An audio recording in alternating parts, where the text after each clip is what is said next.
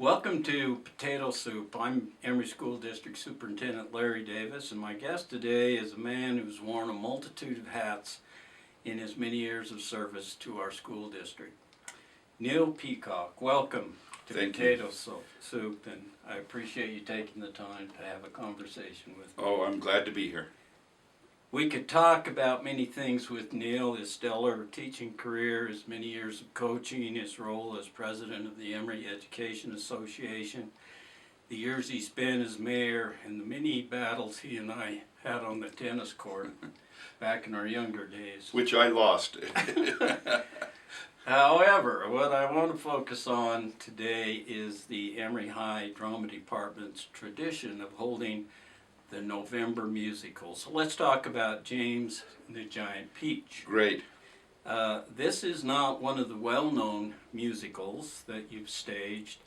So why this one, and how is it a good fit for this time and place? Well, when I pick a play, I want to look for something that the community will appreciate, yet will get my students involved. And right now in my musical theater class, I have 38 students.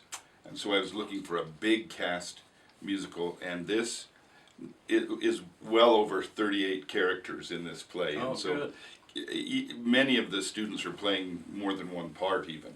Oh. And so I look for that, and then I listen to the music and go through the story, and I really like the music. The music's just upbeat and fun, and the story is that classic tale by Roald Dahl about James and the Giant Peach. And it seemed to fit together, and then the litmus test for any of them is, will the people of the county enjoy it? And I really felt that they would. Kids will love this. You mentioned the storyline and touched on it just a little bit. Maybe you could give us a Cliff Notes version of what to expect without giving away the ending. Sure. James is a little boy who is an orphan. His parents were killed in England by a runaway rhino. Nobody all over England. Nobody ever explains why there's a runaway rhino in England, but James is an orphan, and he does have a couple of aunts who come and adopt him out of the orphanage, but they're evil. They are just mean, and why they adopted him is so he can do all the work. It's a little bit of like a Cinderella story, a little bit. When a very strange man appears and introduces him to some magic, and wherever James uses the magic that he has, it will transform whatever he uses on him first, and he turns around and trips and falls, and it lands on a peach tree, and there's bugs on this peach tree. Well, the peach tree grows a huge peach, and by huge, our peach is 16 feet wide and 10 feet tall, and so this huge peach grows, but these bugs also grow and develop the ability to speak. And they climb into the peach, and the peach rolls away. His aunt's chasing it because that peach was going to make him rich. And they go over the cliffs of Dover and land in the ocean and are washed towards New York City, where James' parents had always told him they wanted to take him. And he undergoes many adventures on the way to New York City. Yeah. And then when he gets there, who does he discover but that his aunts have arrived? And then we'll finish the play up from there when you come see it. Yeah, that sounds awesome. It's a coming of age story, and it's one of those journeys. Yeah, with Odyssey challenges. kind of thing. It's got it all. Yeah. It sounds like a great choice. So there are a couple of things that you're known for in major high school productions, at least in my opinion. One is stepping outside the parameters of the original script, sometimes by adding a local twist or reference. And another is that on occasion there is this Alfred Hitchcock-like cameo appearance. Is there anything like that for James and the Giant? There are a few twists that are Emory County-like that will have a local flavor. I'm not, as far as I know right now, I'm not going to appear in this play. Mostly I try to appear a little bit in plays when they kind of need a small part. And as I said, right now we have 38 kids. They all need a part, and so they don't need me on this one. You may peek around the curtain, or Yeah. well, we'll wait and see. I'm not necessarily trusting you on that one. We'll wait and see. Either way, it always adds a fun. If it doesn't happen, there's the anticipation that it will. Well, I made sure I wasn't in Xanadu last spring because we did that on roller skates, Right. and that would have been a disaster. Yeah, No, we couldn't do that. I think you quit roller skating about the same time we quit playing tennis. Exactly. Okay, as long as I've been a fan of high school theater, I've come to learn that one of your priorities is involving every child that wants to be involved in a production with a role or a job of some kind. It doesn't matter if it's a lead role or a stagehand or painting sets. Every assignment is important.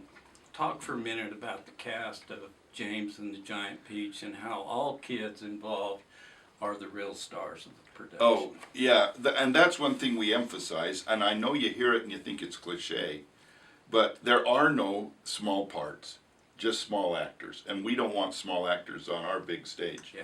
And so we really encourage kids to, especially on a play like this, which is a fantasy. I mean, if you were to classify it as anything, it's a fantasy musical. And we want kids going over the top. So if they are on there for 30 seconds and say 3 words, we want that to be the best 30 seconds and the best 3 words in the whole play. So we do emphasize that. Now we do, the cast itself is pretty good sized. I don't know if I could just sit and just name everybody, but James is Taylor Durant, who appeared in all 3 of our plays we did last year, but he was the Pegasus in Xanadu. Mm-hmm. So he's quite a character and quite a good kid. And then Matt Seeley's a grasshopper, and Megan Hess is a ladybug, and Jordan Wolford is an inchworm, and Jaron Hansen is another bug. Yeah. And there's just, I can go on and on. There's just lots and lots of good regular cast members. But I'm doing something different this year, and I've got every one of the major roles with an understudy. Oh. And so they're understudying, and so if there's any problems, they can step right in. But our intention is to make sure that every understudy gets at least one chance to perform before an audience too. Very good. Very good. So yeah, a long time ago when I was first started teaching drama, a relative told me that she had been in drama for 3 years, and this was in a different school district, but for 3 years and had never been in a play. And that really hurt my heart.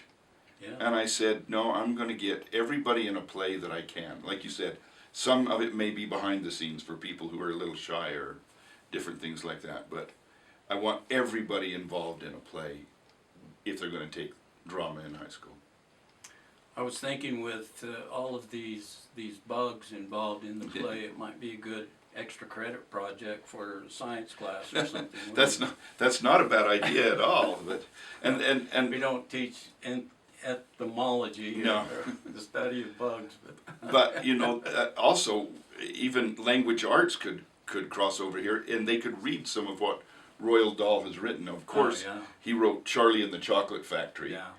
And the BFG and Yeah. so many other wonderful books that we think are children's books, but I think adults like them just as much. Oh yeah, Alice in Wonderland is a good example, just how deep that can be. Yep, same kind of fantasy kind of thing.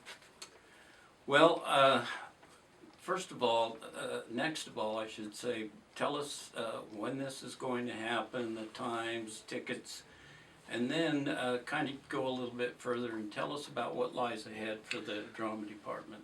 Okay, excellent. Yeah, so this is November 21st, 22nd, 23rd, and 25th. That's Thursday, Friday, Saturday, and Monday. It's in the big auditorium. That's all that can hold this huge giant peach we're building. And it's at 7 p.m. and we're keeping ticket prices low because we want people to come to it. And so it'll be $5 for adults and $3 for students, and children, as always, under 5 are free. So before you go on, are you doing anything in the elementaries to promote the play? yeah, what we want to do, and I've talked to the elementary principals, and they're going to have to kind of decide what to do. This is not a play we can easily move to the different schools. Yeah. There's just so much. It's a giant peach. A giant peach, and we had to build a giant house, and we had to build a rhinoceros, and we had to build some pretty crazy things for this play. So we're not able to easily move stuff, and so we're inviting them, if they would like to come on the afternoon of the 21st or 22nd, that's Thursday or Friday, bring their schools here. If they can make those arrangements through the transportation department, they can come at no cost to those kids and or to the school. So we'll totally absorb that cost, and that's no problem. Well, I would think that those kids seeing it in the afternoon are going to convince their parents to come to one of the evening productions. You know, I hope they do, but that's really not our strategy. This is a play we just want people to come and see and enjoy and have fun have going fun into with the holidays. Excellent. Yeah. Well, and you asked what's next. So this is my 56th musical I've directed. This one will be. And then we are looking at, in the spring, in March, I can't right off the bat remember the dates, but first half of March, we will be doing Joseph and the Amazing Technicolor Dreamcoat. Very popular play. Yeah. Wonderful play. I took 36 kids down. We saw it at Shakespeare Festival, and I'd been thinking about it, and that cemented it for me. It's too fun of a play. Yeah. To not do, and I've done it before, so this is a repeat. I remember seeing it years ago. So how many years ago? I looked it up. 20. Yep, that's about what I would have thought. 27 27 years ago, and so it's time to do it again. Yeah. Well, that's excellent. Something to really look forward to. So, but we appreciate the work that you do with kids and theater. And so many other things, and I would encourage everyone to go to the play, take the family, enjoy it. It's local entertainment at its best. Once again, those dates, Neal? November 21st, 22nd, 23rd, and 25th. And the curtain goes up at 7 o'clock, so try and make it if you can. So that's all for Potato Soup now, and we will be back with another presentation soon. Until then, check our website, emeryschools.org, for our district newsletter and other informative postings.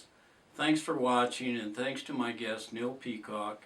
And remember, every day in the Emory School District has the potential to be a pretty great day, so let's make it happen. Thank you.